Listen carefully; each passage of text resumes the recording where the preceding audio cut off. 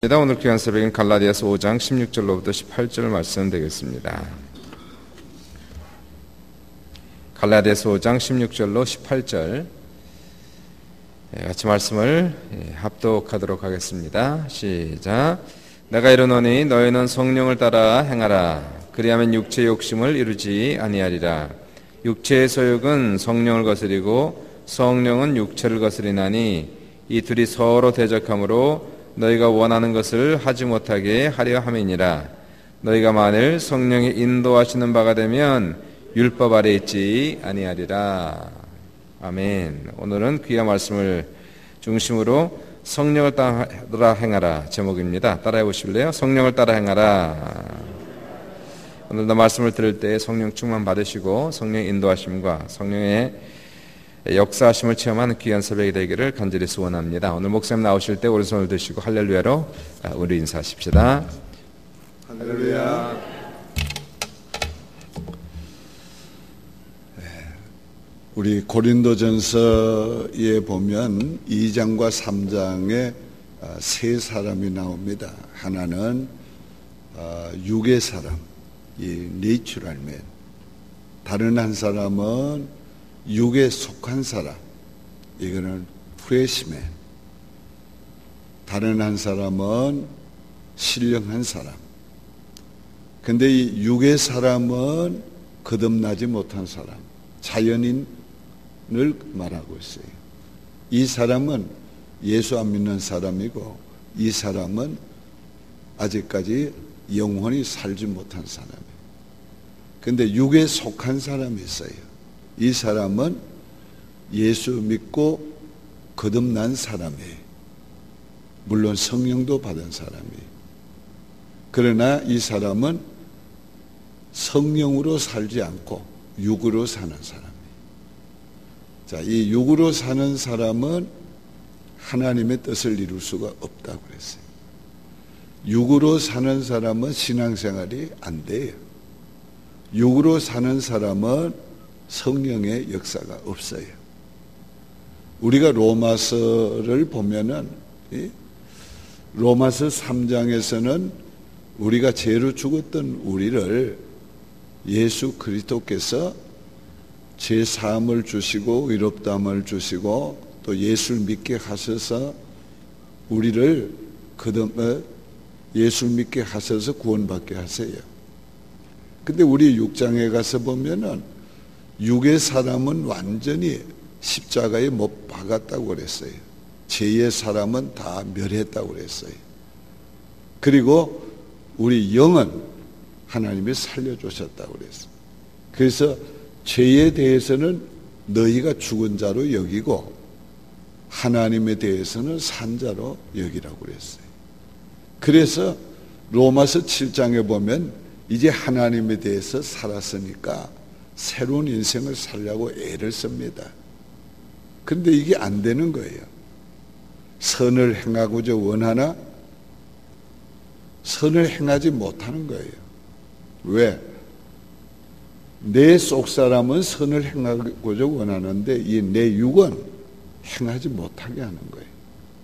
그래서 이 투쟁을 하는 겁니다. 그런데 이 투쟁에 승리하는 게 아니고 저요. 오호라 나는 공고한 인생이라. 누가 나를 이 사망의 몸에서 건져내랴. 이건 구원에 관한 투쟁이 아니고 구원받은 자의 삶에 대한 투쟁이에요. 오늘까지 우리가 믿음으로 살려고 결단도 하고 또 결심도 하지만은 오늘 우리가 정말 우리의 결심이 자꾸 깨지고 무너지는 거예요. 왜 그렇습니까? 우리가 육으로 살려고 하면 그 번번이 실패하는 거예요. 육으로 살려고 하면 안 되는 거예요, 이게. 그래서 오늘 우리가 성령으로 사는 법을 배워야 돼요. 그래서 로마서 8장에 가면은 성령으로 사는 법을 가르치는 것이에요. 그래서 성령으로 살 때 오늘 우리가 영적 삶이 되고 성령으로 살 때 육의 소욕을 다스릴 수 있게 되고 성령으로 살 때 하나님의 뜻을 이룰 수가 있게 되는 것입니다. 그래서 오늘 우리가 어떻게 성령으로 사는가? 예? 성령으로 살아야 자유함이 있고 성령으로 살면 율법이 아래 있지 않아요. 율법을 초월하는 거예요. 왜? 오늘 육으로 살면 율법 아래 들어가고 우리가 영으로 살면 율법을 초월하는 거예요. 어떻게 그러면 우리가 성령을 따라 사는가?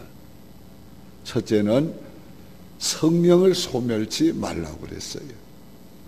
이 성령을 소멸치 말라는 말씀은 성령이 깨닫게 하고 감동하고 알게 하시는 것을 없애지 말고 무시하지 말고 그것을 순종하라는 거예요.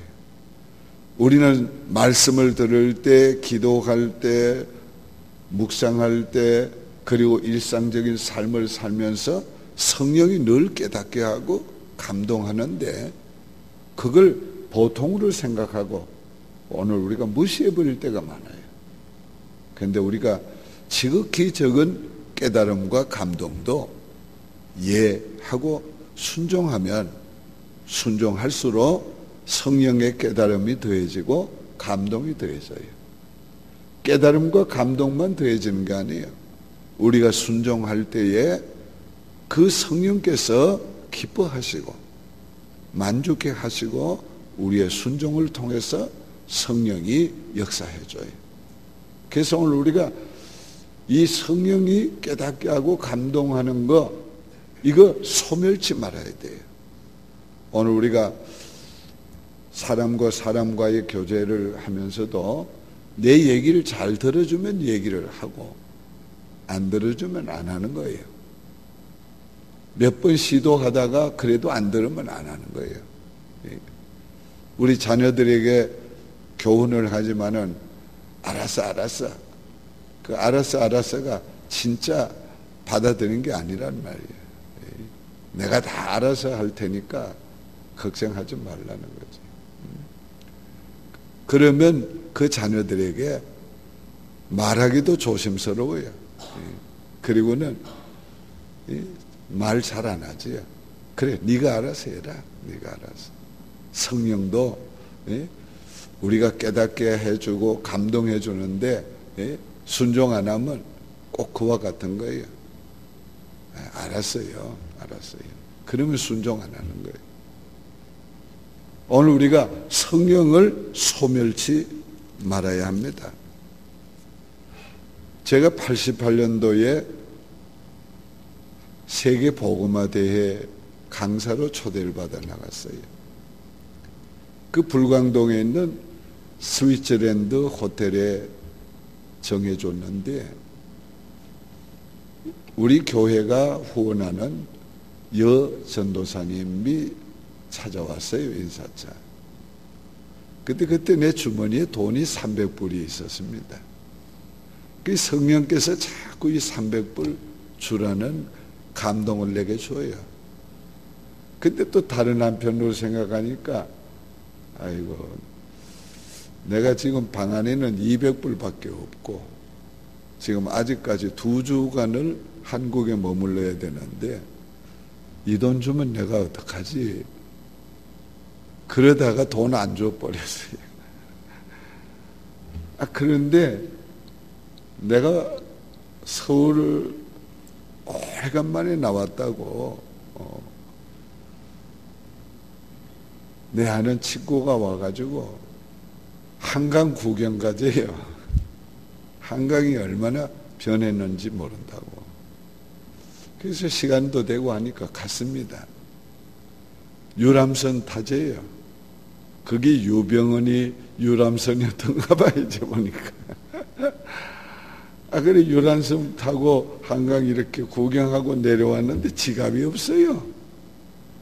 뭐, 그 안에 크레딧 카드, 그 안에 돈 300불 다 들었는데, 몽땅, 손님이 가져가 버렸어요.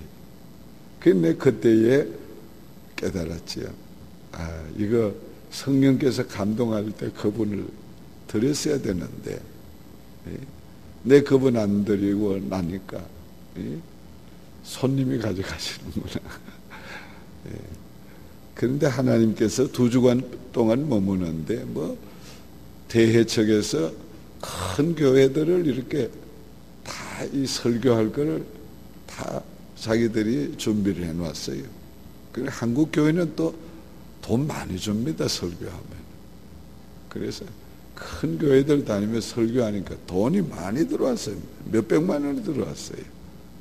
그래서 실컷 쓰고도 개척교회 하시는 분 남은 걸 다 드리고, 그리고 이제 비행기 타고 오면서 내 마음 가운데, 야, 정말 성령님 너무 좋으신데 성령님께서 깨닫게 하고 감동할 때 내가 순종했으면 얼마나 좋았을까. 그래도 하나님이 불순종하는 나를 긍휼히 여기시고 이렇게 풍성히 주셔가지고 또 그래도 마지막 떠나올 때 도울 수 있도록 해주시니 참 감사하다. 그래서 나 혼자 은혜를 받으면서 왔습니다. 성령을 그 다음에는 근심치 말아야 돼요. 근심케 하지 말아야 돼요. 성령이 어떤 때 근심하는가? 내가 성령의 뜻을 거스릴 때 근심합니다. 오늘 우리가 성령이 우리에게 진리 가운데로 인도하고 주님이 원하고 기뻐하는 길로 우리를 인도하시려고 하는데 우리가 그걸 자꾸 내 인간적인 생각, 육의 생각을 하면서 그걸 자꾸 거스르게 돼요. 이 성령을 거스르게 될 때 성령은 근심하는 거지요. 그 성령이 근심할 때는 우리의 마음에 염려가 와요. 불안해요. 오늘 우리가 하나님의 뜻을 어떻게 분별하는가? 여러 가지 있지만은 가장 쉬운 것은 내 마음에 기쁨이 있는가? 내 마음에 평안이 있는가? 그걸 보면 알아요.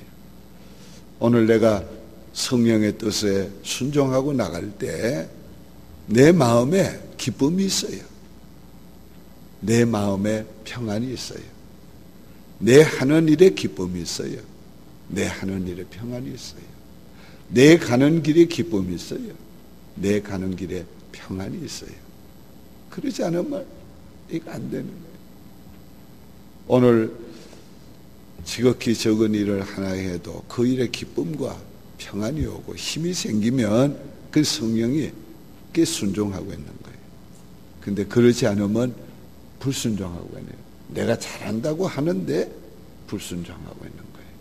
그러면 육의 사람은 역사하나 성령은 역사하지 않으니까 오늘 성령의 사람도 꼭 육의 사람처럼 되어지고 살게 되고 그렇게 되는 겁니다.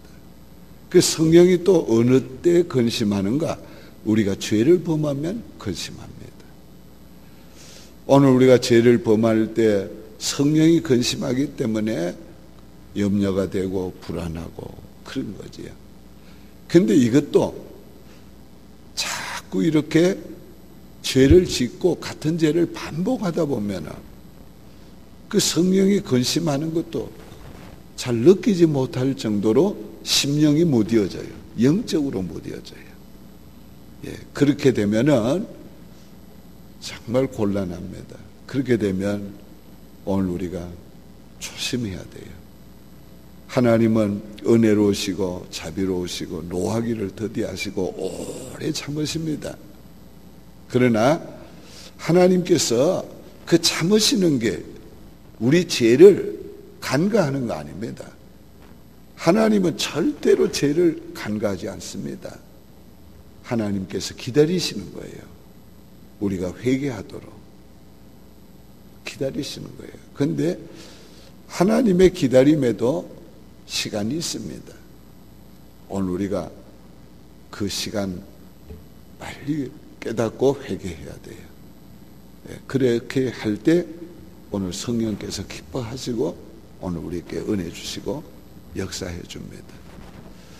자, 어떤 때에 우리가 성령을 또 근심하게 되는가? 근심하게 되는가? 내 인간의 지혜와 내 인간의 생각을 가지고 막 뭘 잘해보려고 할 때 오늘 성령을 근심하게 됩니다. 오늘 성경에 보면 하나님이 언제나 앞서가십니다. 구름기둥, 불기둥이 먼저 앞서갑니다. 그런데 내가 앞서가면 어떻게 되겠어요? 안 되는 거지요. 오늘 우리가 하나님이 언제나 알게 하고 깨닫게 하고 길을 열어주시고 어떤 것을 표적을 보여주시는 것을 따라서 가면 오늘 느린 것 같아도 그게 바르게 가는 것이고 그게 빨라요. 그러니까 오늘 언제나 성령님이 앞서게 해야 되는데 내가 언제나 앞서려고 하면 내 생각, 내 지혜, 내가 뭘 하려고 하는 게 앞서가면 그때는 성령이 근심합니다. 그러면 안 되는데. 오늘 우리가 이런 우를 잘 범합니다. 오늘 우리는 일단 뭔가 생각나면 내 생각대로 하는 거지. 오늘 우리가 그럴 때에 잠깐 멈춰서야 돼요. 오늘 우리가 이스라엘 백성들을 보면은요, 어떤 때는 구름이 1년 동안도 머뭅니다. 한 달, 1년. 그러면 구름만 바라보고 있는 겁니다. 얼마나 답답하겠어요. 얼마나 힘들겠어요. 사람이 기다린 것보다 어려운 거 없어요. 그래도 구름이 움직일 때까지 기다린 겁니다. 오늘 이게 중요해요. 우리가 신앙생활 할 때 보면 슬럼프가 와요. 우리가 삶의 인생을 살다 보면 슬럼프가 옵니다. 전혀 진전이 없어요. 늘 그 자리에 멈춰 있는 것 같아요. 발전이 없어요. 그러나 하나님의 사람들은 하나님의 인도하심을 기다려야 돼요. 그래서 하나님이 어떤 움직이라고 하시는 신호를 줄 때, 표적을 줄 때 그때 움직여야 돼. 우리 너무 성급해가지고 내가. 오늘 우리가 이 교회도 가장 문제가 뭡니까? 영성이 풍성해야 되는데 영성이 약하면 육성이 강해져요. 이 육성이 강해지니까 육의 사람들끼리 만나고 미팅하고 일하니까 이 육의 성질이 나오는 거예요. 육의 소욕이 나오는 거예요. 육의 깨가 나오는 거예요. 그렇기 때문에 오늘 영성이 풍성해지고 육성이 약해지려면 우리가 영적으로 살아야 되는데 영적인 삶은 바로 성령으로 사는 겁니다. 자, 어느 때에 그러면 또 우리가 성령을 따라 살게 되는가? 성령이 충만할 때 성령을 따라 살게 됩니다. 성령은 내 안에 와 계세요. 거처를 삼고 내 안에 거주하고 계세요. 왜? 나를 돕기 위해서가 아니고 나를 인도하시기 위해서, 주인 노릇하기 위해서 그분이 와 계세요. 그런데 이 성령님은 인격적이신 분이기 때문에 신사예요. 내가 원하면 성령께서 도와주고, 또 성령이 감동하고 깨닫게 할 때 내가 순종하면 성령이 역사해주고, 불순종하면 심하고 염려하시고. 자, 그래서 성령으로 되어 있어요. 이미 성령 받은 사람이 거듭받는 걸만. 성령 충만은 현재 진행형으로 되어 있어요. 계속 받아가는 걸만. 성령 충만은 수동형이에요. 성령이 내게 감동하고 깨닫게 한 걸 아멘, 아멘 하고 받아들이면 그저 성령이 나를 온전히 지배해줘요. 그럼 성령이 지배해주면은 그때는 성령이 주도권을 가져요. 성령이 나로 말미암아 이끌어 주세요. 그래서 성령 충만 받으라고 자꾸 그러는 거예요. 오늘 우리는 성령 충만은 단회적이 아니에요. 성령은 단회예요. 성령 받는 거는 한 번 서려주고, 그리고 육충만은 성령 드러나는 거예요. 이 기쁨이 막 흘러가는 거예요. 다른 사람에게까지 감사가 흘러가는 거예요. 찬양이 흘러가는 거예요. 그러니까 성령 충만할 때와 하지 않을 때는 다른 거예요. 자, 성령이 내 안에 계실 때 믿음이 생기고 성령님을 의지하고 우리가 삽니다. 그런데 성령이 충만하면 성령의 능력이 나타나요. 성령의 힘이 나타나요. 내가 할 수 없는 것을 그분이 하시고, 내가 지금까지 하지 않았던 것, 하지 못했던 것 그분이 되게 해주세요. 성령 충만하면 그분의 능력이 나타나요. 그분의 지혜가 나타나요. 그분의 하시는 일들이 나타나게 되는 거예요. 그래서 성령 충만하면은 우리 신앙생활이 수월해요. 세상 조사 잘하신 선교사님하고 로데스, 그러니까 한국에 가가지고 부흥에 인도한 얘기 하더라고요. 막 금식을 하고 기도를 했는데도 이게 안 되는 거예요. 말씀도 잘 안 가고 어떤 것 없고 감동도 없고, 그러니까 이 죽을 지경이야. 그래가지고 성령님께 완전히 자기를 내어드리고 부탁하고, 하나님 오늘은 나는 못합니다. 성령님이 해주십시오. 그리고 강단에 올라갔는데 야, 이 말씀이 술술 나오는 거예요. 근데 이 말씀이 그대로 성도들에게 전달이 되는 거예요. 다 성도들이 받아들인 걸 알게 돼요. 그런데 성령의 역사가 나타나는데 설교를 하면서 그랬대요. 참 성령님 잘하십니다. 잘하십니다. 성령님 너무 좋으시네요. 이야, 성령님이 이제부터는 하세요. 네, 믿습니까, 여러분? 오늘 우리가 성령으로 살기 위해서는 성령 충만해야 돼요. 성령 충만해. 성령 충만하면 달라져요. 성령 충만하면 같은 말씀도 달라지고, 같은 일도 달라지고, 성령 충만하면은 육으로 살지 않고 영으로 살 수 있게 막 되어지는 것입니다. 오늘 이 성령 충만은 어느 때만 아니고 항상 우리의 삶에서 성령이 나를 지배해주면 우리의 삶은 끝내주는 겁니다. 우리 하는 일을 끝내주는 거예요. 이번에 우리가 성령 보름 집회를 하는 중에 한 부인이 자기 남편을 위해 가지고 이제 기도를 하고, 이 남편을 꼭 참여를 시켜야 되는데 참여시키는 방법은 교회 버스 운전하게 하는 것밖에 없다. 그렇게 해가지고 연락을 했어요.